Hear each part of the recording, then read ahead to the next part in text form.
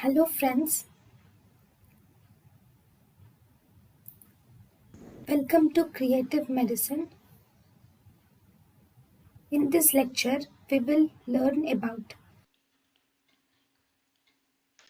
Then we have Haugenson criteria of inoperability.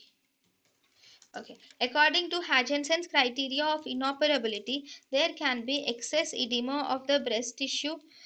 There is satellite nodule of carcinoma,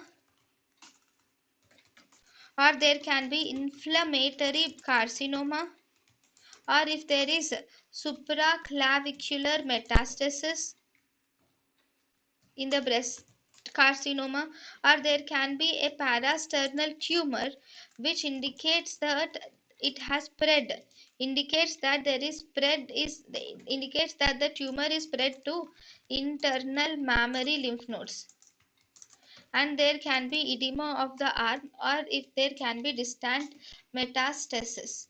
All these are the Hagenson's criteria of inoperability. thank you and thank you for watching.